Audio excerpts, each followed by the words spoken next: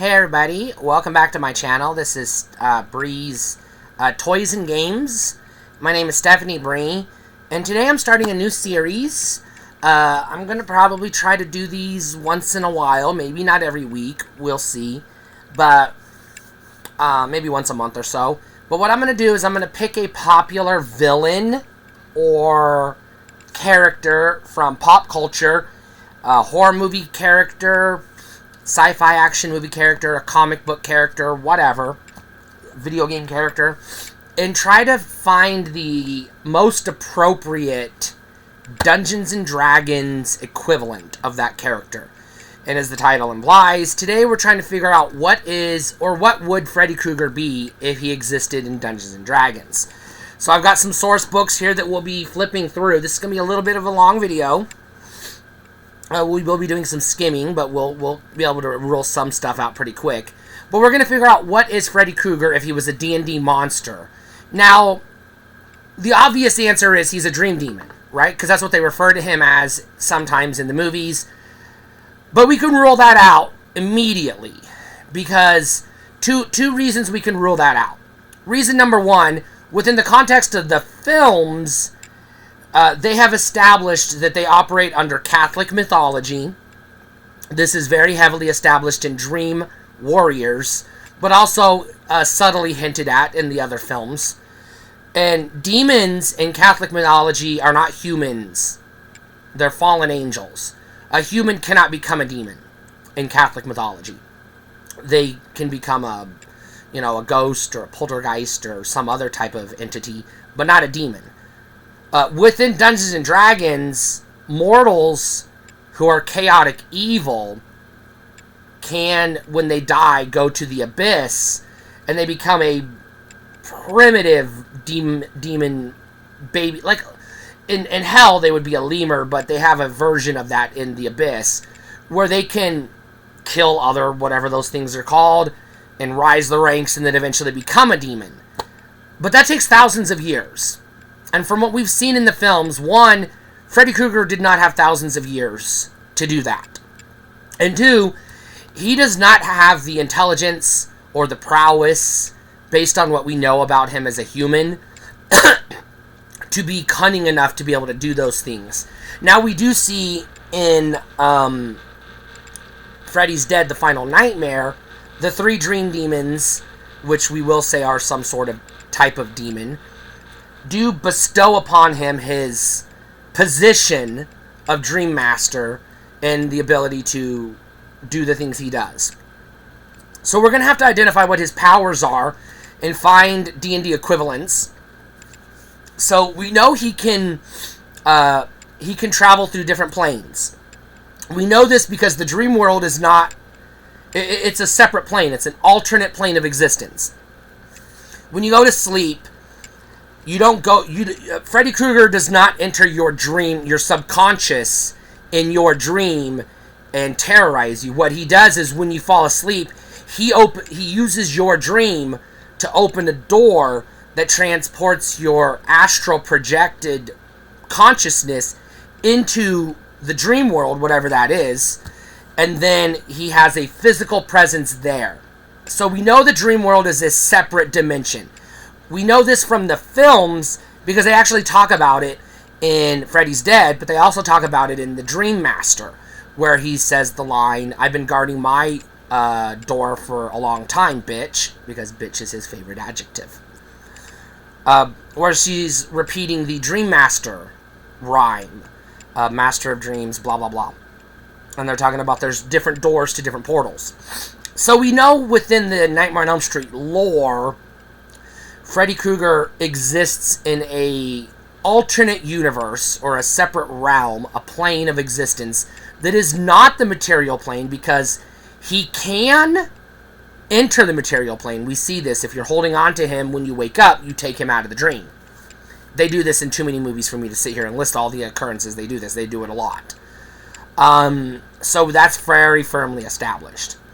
The next thing we know he does is when he's in the dream world, he does have some, what appears to be supernatural powers, either psychic or psionic. So we're going to have to look at his powers and identify, are they psychic powers or psionic powers.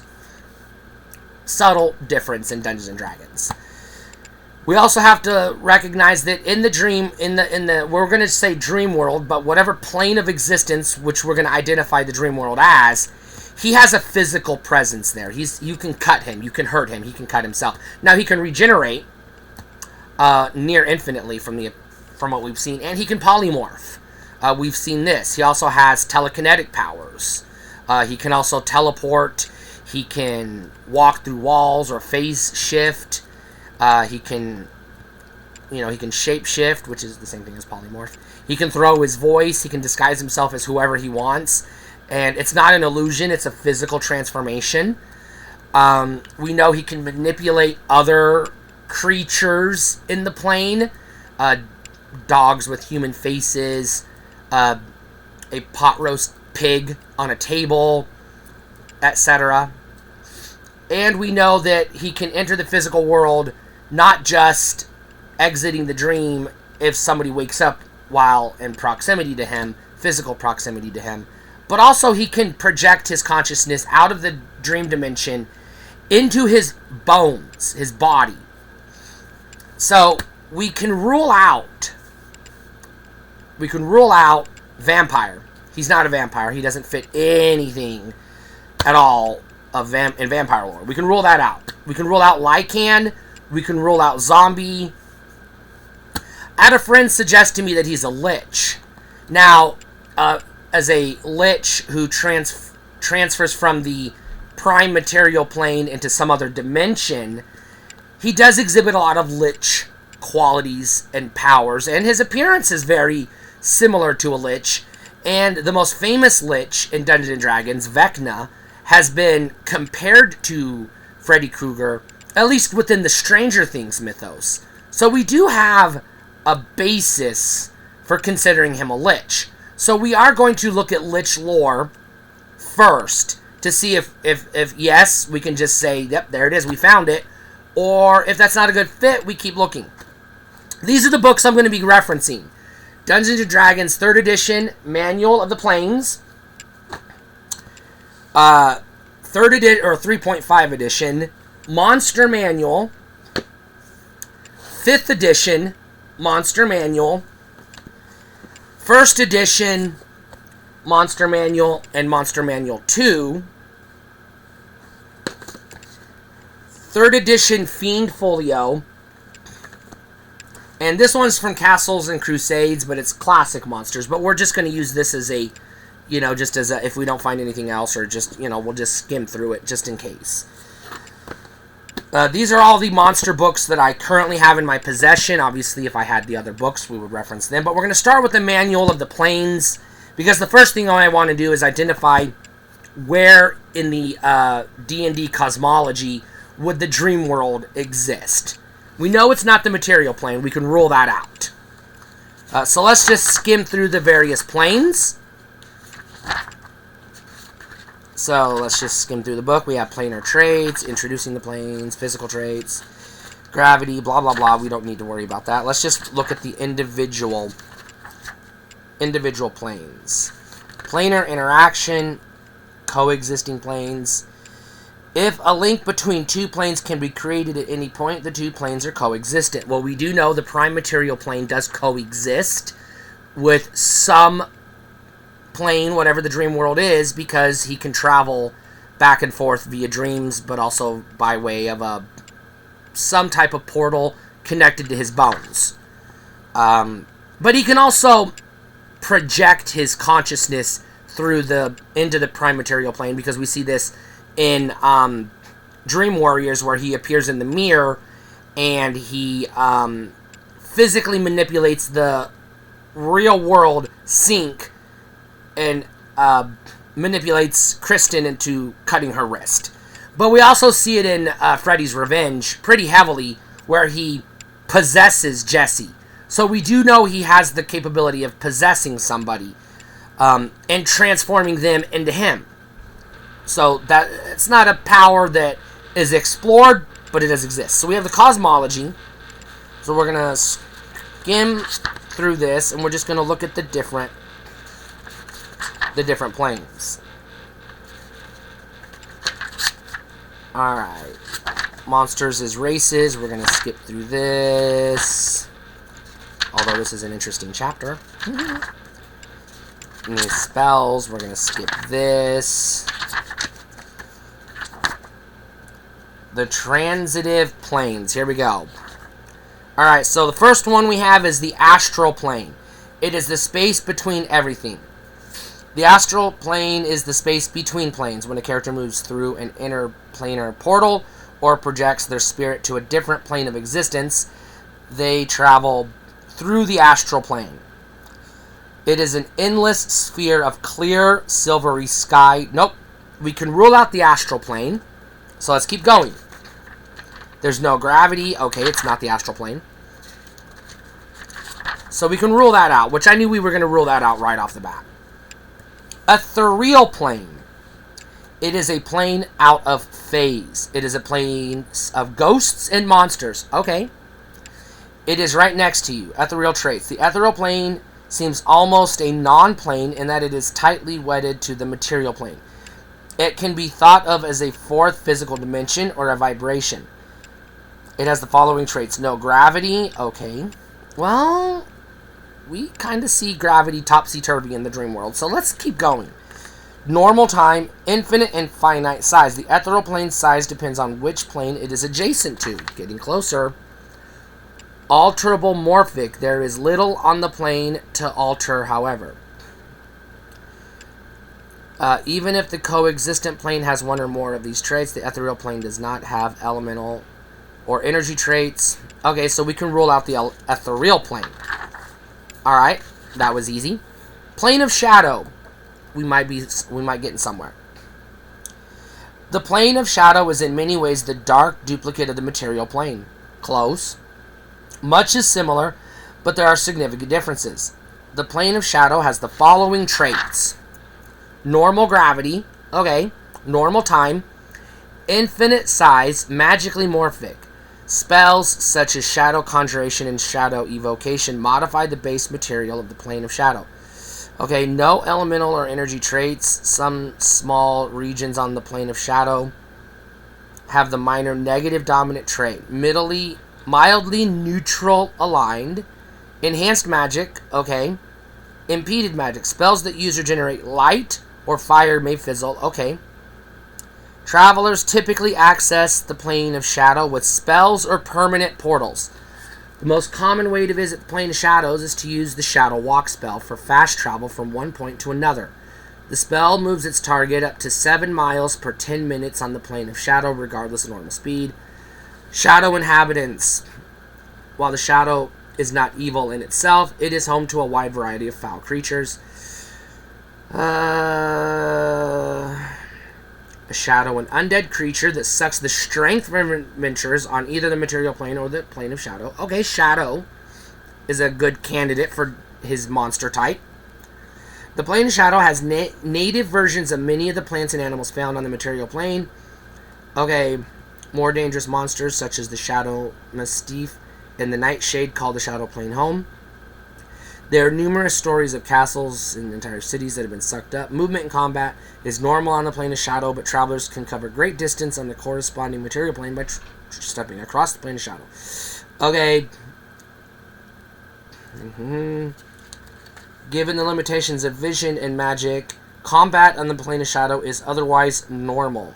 Shadow combatants fight in a universe that is eternally in night, while the ground on the plane continually shifts due to the plane of shadows. Morphic nature, such slow changes don't affect terrain during battle. Features of the plane of shadow. Is less dangerous than the material plane. Certain regions are perilous and the natives are hostile, but the plane is not inherently damaging to most who travel it. There is sufficient food. It is toxic to non-natives. Okay. Bright lights tend to attract other travelers and natives from the plane. Dark mirages. One of the most distressing features of the plane of shadow is that it is a warped reflection of the material. So far, the plane of shadow sounds like where Freddy resides. I'm going to say that's the most likely candidate or the most closest analog to what we see in the films. Inner planes. Let's see. We have the elemental planes. We can rule those out. It's not an elemental plane.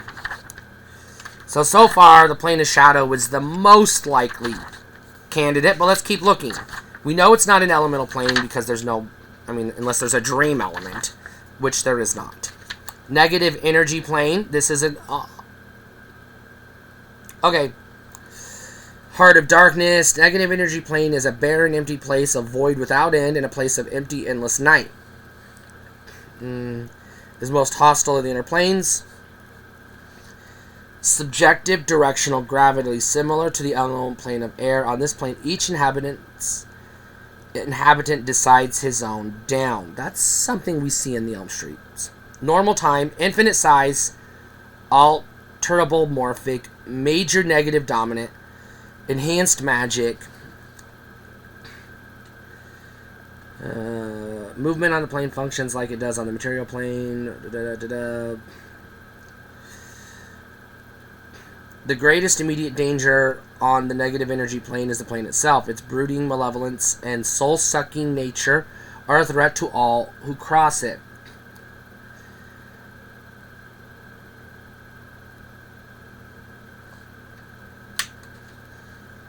Okay. We also have a positive energy plane. We can rule that out. The negative energy plane sounds like a good candidate, but the shadow sounds much more likely. Okay, outer planes. Here we go. The outer planes. Traveling the river. Outer planes inhabitants. The nature of the dead. Okay.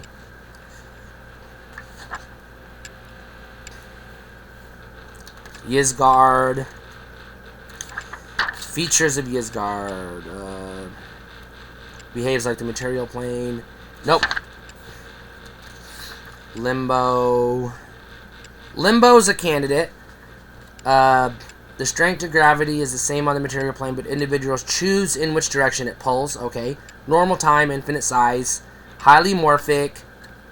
Sporadic element dominant. No energy dominant traits. Strongly chaos aligned. Okay. Permanent portals exist between various planes in Limbo. However, a huge ball of fire. Blah, blah, blah. Okay. It is where raw chaos sees. It is where the elements come to life. Limbo is a plane of pure chaos. Untended sections appear as a roiling soup of the four basic elements and all their combinations. Balls of fire, blah, blah, blah. Limbo has no layers, or if it does, the layers continually merge in part. Each is as chaotic as the next, and even the wisest sages would be hard-pressed to distinguish one from another. Okay, controlled Limbo. So Limbo is a good candidate.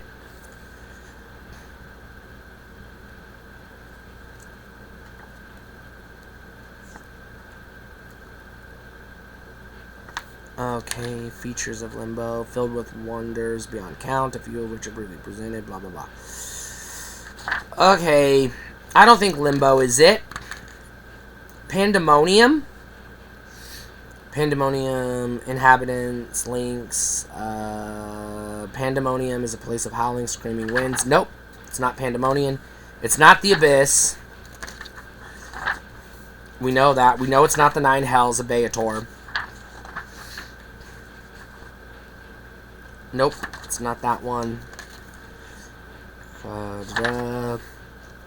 Gray Waste of Hades. Nope. Definitely not. Bleak Eternity of Gehenna. It is a plane without charity, mercy, or pity. It is the oven of perdition, the fourfold furnaces. Nope. It is not Gehenna. It is not Beator.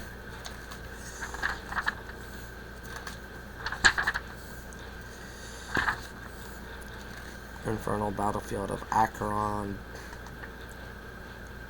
Nope. It's not Acheron. It's not Mechanist. We can rule that out without even reading it. Peaceable Kingdoms of Arcadia. Nope. Seven Mountaining Heavens of Celestia. Nope. It's not that. Twin Paradises of Bitopia. Nope. Blessed Fields of Elysium. Ultimate Goodness. Nope.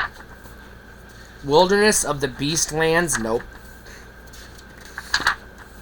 Olympian Glades of Arborea. Plain of Passion and Peace. Nope. Concordant Domain of the Outlands. Okay, unique among the planes, it is the common ground for extraplanar creatures. Outlands, normal gravity, infinite radius. Nope. It's not the Outlands. Outer planar encounter tables. Okay. Alright, so we're going to have to say he resides in the plane of shadow. That's the most likely candidate, and it does exhibit a lot of the traits that we see in the dream world. So, he exists in the plane of shadow. Now, does that mean he is a shadow? Let's take a look and see what the book says about the shadow. Alright, let's see if I can... We have monsters. I don't see shadow listed under monsters. Let me see. Demi-planes, the outer plane. Okay, so we're not going to find that in this book. So let's scroll through the different books. Let's start with the shadow. We're going to start with, at the beginning, where the hell is it? First edition Monster Manual. So let's see if I can locate shadow in this book. Shadow, what page is it? It doesn't say. QRS, we're almost there. Shadow. Okay, frequency, rare. Armor class, 7, which would be 13. Movement, 12. Hit dice, 3 plus 3. Okay, number of attacks, 1. Okay, these horrible undead creatures are found amidst ancient ruins or deep beneath the ground. As they exist primarily on the negative material plane, they drain strength by merely touching an opponent. They attack living things without hesitation in order to gain the life force of their prey. That's what Freddy does. In addition to the 2 to 5 hit points of damage their chill touch causes, each hit also saps 1 point of the victim's strength. If a human opponent reaches 0 strength or hit points, the shadow drains his life force and he becomes a shadow. Note that the strength returns to a creature, blah blah blah, are not affected by sleep, charm, or hold spells. Okay. They are not subject to cold-based attacks. Shadows are 90% undetectable, as they appear to be nothing more than their name. Okay, so we can say he's not a shadow. So we can rule that out. Okay, or at least not a first edition shadow. Let's see what Castles and Crusades says. Okay, is there an index of monsters? I don't think there is. It's just an alphabetical listing. Maybe there's... Here we go. Table of contents. Sandman. Shade. Shadow Mastiff. So we'll start with Sandman, page 94.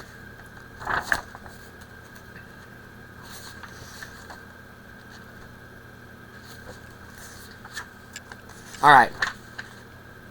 Sandman, here we go. The Sandman is a bipedal man-shaped creature made entirely of sand. Nope.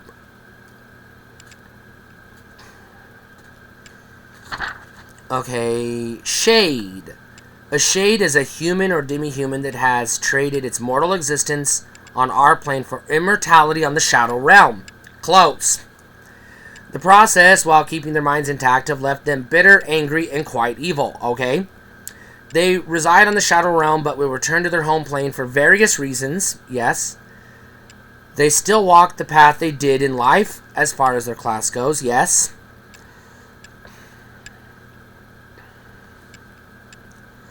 A Shade will almost never be found in lighting conditions brighter than average.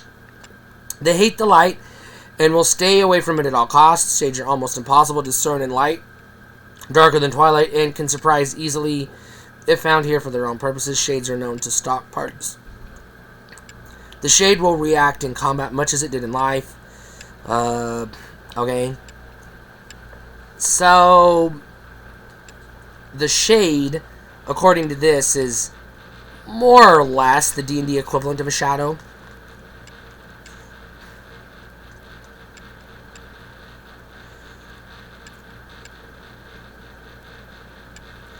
So, again, I'm going to say probably not, but it's our most likely candidate so far. Let's see what the 3.5 edition Monster Manual says about shade or shadow. See if there's any distinctions that we missed. Page 221. So, the shadow's not looking like our best candidate yet. But we're still going to scroll through. Shadow. Nothing but a patch of mobile gloom. Nope, it's not. It's definitely not a shadow. So we can rule out shadow. So, let's see if Lich works. Again, we're going to start with first edition. We're going to see if Lich works. So here we have Lich. Alright, here's a Lich according to first edition. A Lich exists because of its own desires and the use of powerful and arcane magic. Okay. The Lich passes from a state of humanity to a non-human, non-living existence through force of will. It retains this status by certain conjurations, enchantments, and a phylactery. A Lich is most often encountered within its hidden chambers, this lair typically being in some wilderness area or vast underground labyrinth, and through the power which changes this creature from a human to Lich. Okay, armor class. Liches were formerly ultra-powerful magic users. No. He's not a Lich because he was not a magic user. We saw no evidence of him being a magic user. So what we're going to do now is we're just going to flip through alphabetically, starting with the Monster Manual, and just glance. We're just going to check off everything that we know he's not, and then glance at take a deeper look at ones that he might be, that are possibilities. So we know he's not Aerial Servant, Onkeg, Ant, Ape, Axebeak, Badger, Barracuda, whatever that is, Balactitherium, Bear. He's not a Basilisk or a Beaver. He's not a Beetle. He's not a Beholder. He's not a Black Pudding or a Blink Dog, a Boar, a Brain Mole, a Buffalo, a Brownie, a Bugbear, a Bulette, a Bull, a Camel, a Catoblepus. This nightmare creature is loathsome beyond description and has no redeeming features. Nope. Carrion Crawler, Centaur, Cerebral Parasite, Chimera, Cockatrice, Coatl, Crab, Crocodile, Crayfish, Demon. Well, we know he's not a demon, so I'm going to skip through this chapter. He's not a devil. He's not a dinosaur. Obviously. Jinn? I don't think he's a Jinn. From the aerial plane, their magical property, create nutritious food, create water and wine, create salt. Okay. No, I don't think he's a Jinn. He's not a dragon.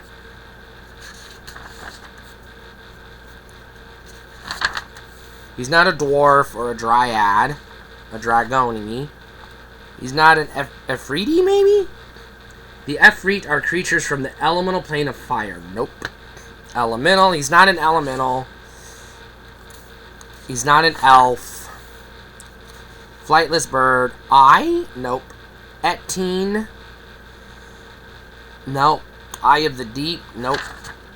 Gelatinous cube. Fungi. Gargoyle. Gas spore. Ghast. This is a potential. These creatures are so like ghouls as to be completely indistinguishable from them, and they are usually found only with a pack of ghouls. When the pack attacks, it will quickly become evident that the ghast... Okay, nope. Ghost. Ghosts are the spirits of evil humans who were so awful in their badness that they have been rewarded by being given undead status. Thus, they roam about at night or in places of darkness. Okay. These spirits hate goodness in life. They are non-corporeal. They are usually encountered by creatures in a like state, although they can be seen by non-ethereal creatures. The supernatural power of a ghost is such that the mere sight of one causes any humanoid being to age 10 years and flee in panic for 2 to 12 turns. Yeah, that happens to Nancy. She does grow older in the films. She grows gray hair instantaneously. Ghosts attack by two means. Either any creature within one of its magic jar spell from the ghost, unless the ghost becomes semi-material to attack by other means. Okay. It can otherwise only be combated by another in the ethereal plane, or by telepathic means. We've seen this too. If the ghost fails to magic jar its chosen victim, it will then semi-materialize in order to attack by touch. Freddy does use touch. Semi-materialized ghosts can only be struck by silver or magical weapons. If they strike an opponent, it ages him to 10 to 40 years. Note that ghosts can be attacked with spells only from creatures who are in an ethereal state. Okay, I think Ghost is our most likely candidate, as obvious as it was. So I'm going to put him under Ghost until I find a better candidate. We know he's not a giant, so let's keep going.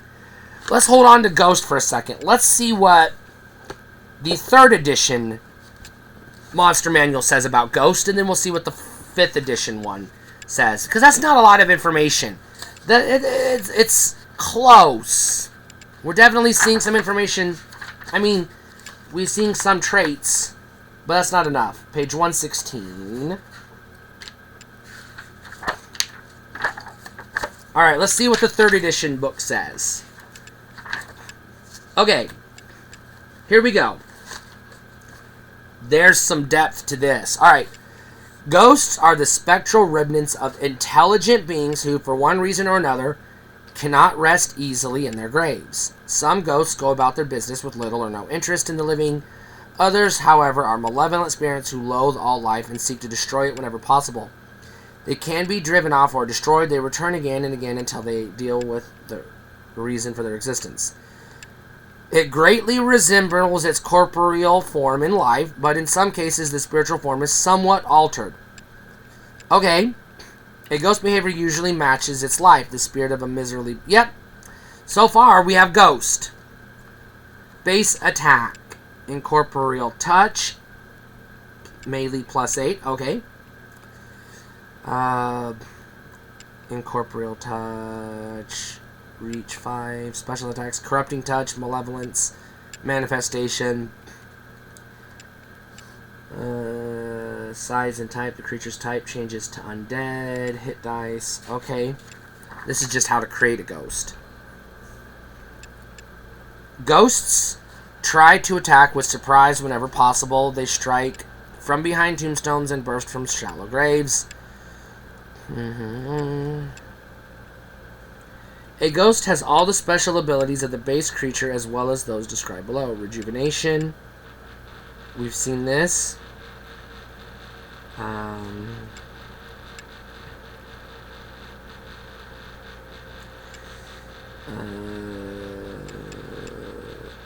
Turn resistance. A ghost has a +4 turn resistance. Okay. Same as the base creature ability. Skills. Ghosts have a +8 racial bonus on hide.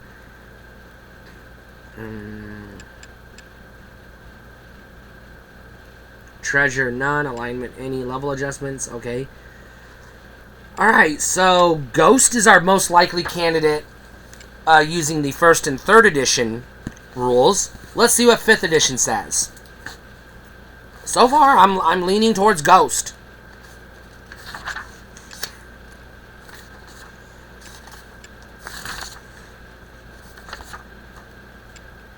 Although I haven't seen any evidence that ghosts can travel planes. So that's the one we have to look into. Ghost. Here we go. A ghost is the soul of a once living creature bound to haunt a specific location, creature, or object that held significance to it in its life. Yeah, the boiler room and the house. Unfinished business. A ghost yearns to complete some unresolved task from its life. The surest way to rid an area of a ghost is to resolve its unfinished sensations of profound sadness, cold spots. A ghost doesn't require air, food, drink, or sleep. Withering touch. Etherealness. The ghost enters the ethereal plane from the material plane. Well, we did say plane of shadow, not ethereal plane. Horrifying visage.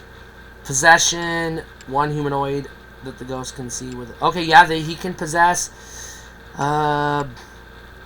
Okay, so he's probably a ghost type. So he's a type of ghost. I'm gonna rubber stamp it. He's a type of ghost. Now, according to the 3rd edition and 5th edition books here, your ghost type is basically whatever it was in life, and now it has supernatural abilities, which are the same supernatural abilities Freddy Krueger possesses. He can travel through planes, he can move objects with his psychic abilities, he can manifest a physical form, and he can possess other people. So, ghost. That was pretty fucking simple. Who would have thunk it? I don't know. I mean, he seems like he's more than just a ghost, so maybe he's a special type of ghost. Let's look into poltergeist. That's a special type of ghost.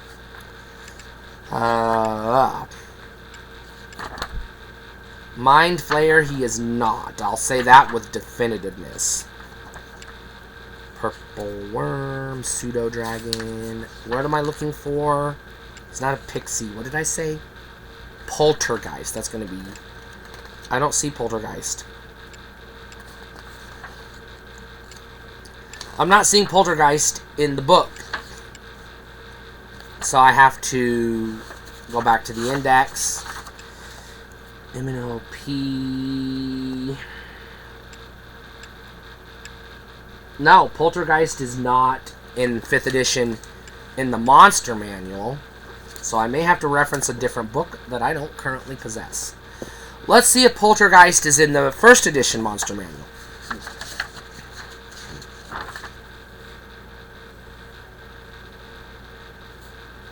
No. Let's see if Poltergeist is in the 3rd edition Monster Manual.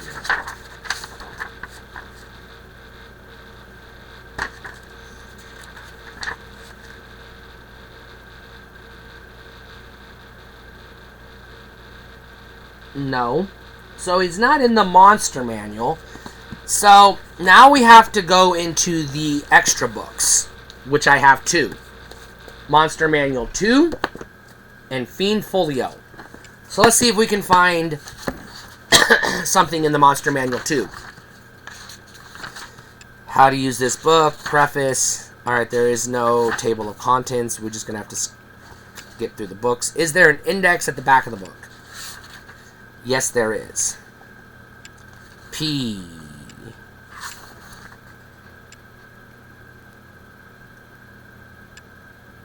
Poltergeist. F73. Alright. I don't know what that means. Fiend Folio. Fiend Folio. Right? Is that what that means? Shit.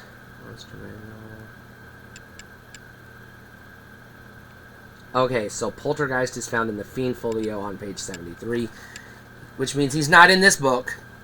But I'm just gonna I'm gonna skip through just to make sure. Let me find P's. MNOP.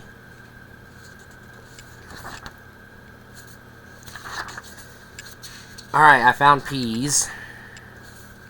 Phantom.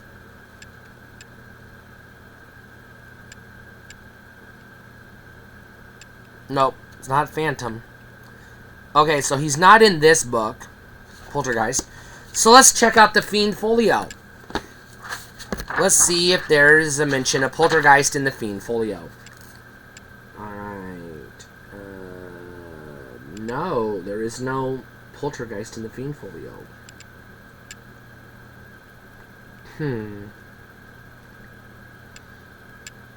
Are there any other ghost types? Okay, so Ghost is the closest we've got so far, but we don't have... We can't reference Poltergeist because it's not in any of our books unless it's in this one. Let's find out. It looks like I might be missing a book, or... Well, I'm definitely missing the 1st edition Fiend Folio, obviously. Poltergeist, page 89. Here we go. We have a reference point. Let's see. Poltergeist. The poltergeist is an invisible, undead spirit that haunts a specific area, very similar to a ghost. Sometimes this area, blah, blah, blah. The creature itself is invisible and incorporeal and cannot itself attack, nor can it be struck with normal weapons. Twisted, angry creatures that only want to inflict pain and suffering. Use small objects. It is invisible. Nope, it's not a poltergeist. Okay, so far we're going to stick with ghost unless I find something better. They don't have ghost in this book. This book is weird. Okay. Classic monsters from, what is it? Castles and Crusades. Okay, let's see if Poltergeist is in the Manual of the Planes. It's our last chance. This is it. This is our last chance. Monsters. No. Para-elemental. Templates, page 188. Let's just see. Let's just see what they offer. Templates, here we go. Half elemental.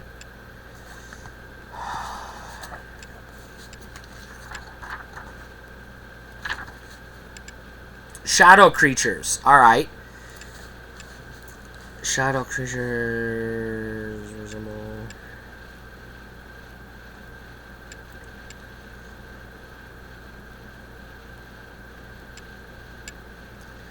A shadow creature retains all of the qualities of the base creature and also gains the following: cold resistance, dark vision, low light vision, shadow blend. Also have one additional supernatural ability for every 4 hit dice they possess, +2 luck bonus, cause fear, damage reduction, evasion, mirror image, plane shift, yes, regenerate. Okay, okay, so I'm going to say he's a shadow ghost. There it is. I'm going to rubber stamp it. Freddy Krueger is a shadow ghost that transports people to the plane of shadow using their dreams as the doorway. There you go.